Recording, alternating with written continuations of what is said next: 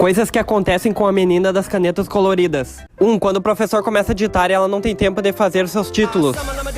Peraí, professor, eu nem terminei de fazer a data.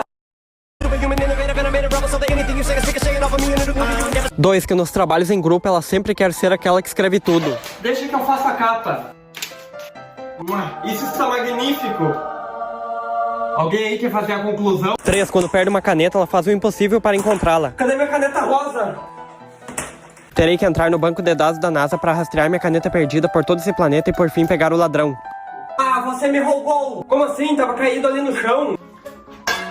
A mim tu não me engana lá.